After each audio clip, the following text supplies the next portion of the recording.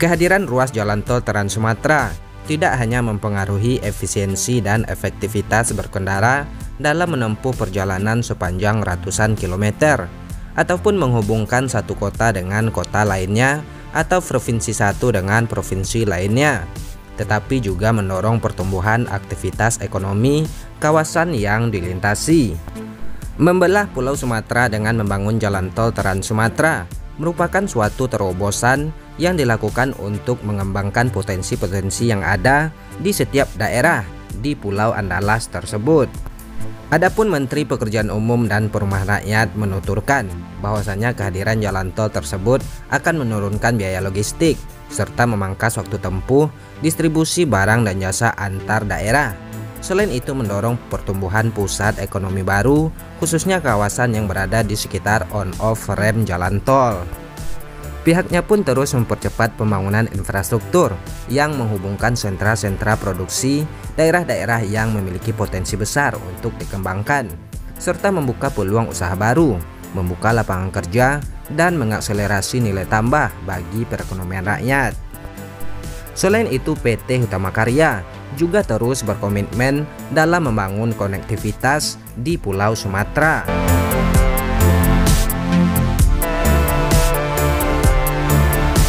Panjangnya ruas Trans Sumatera, yakni mencapai ribuan kilometer, dihadapi dengan berbagai macam kendala, biaya yang tidak sedikit, serta waktu yang cukup panjang. Akan tetapi sikap optimis dengan target penyelesaian membuat satu persatu ruas jalan tol Trans Sumatera berhasil dituntaskan.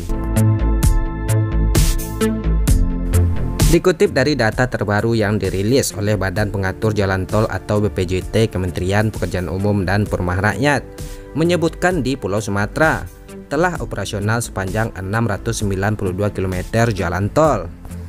Ya, totalnya ada 10 ruas jalan tol yang beroperasi di Pulau Sumatera.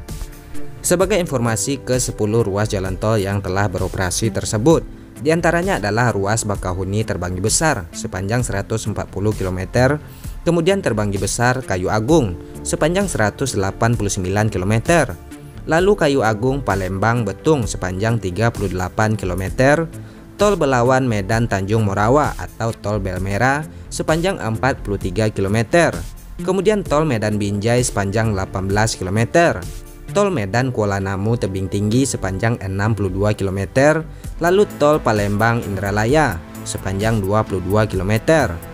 Ada juga Tol Sigli Banda Aceh sepanjang 36 km, lalu Tol Pekanbaru Dumai sepanjang 132 km, dan terakhir Tol Binjai Langsa sepanjang 12 km. Sementara ada 2 ruas jalan tol yang dibuka fungsional beberapa waktu lalu, diantaranya adalah ruas jalan tol Bengkulu Tabah Penanjung dan Tol Pekanbaru Bangkinang. Setelah dibuka secara fungsional, ruas jalan tol tersebut kembali ditutup untuk dilakukan beberapa penyelesaian dan penyempurnaan.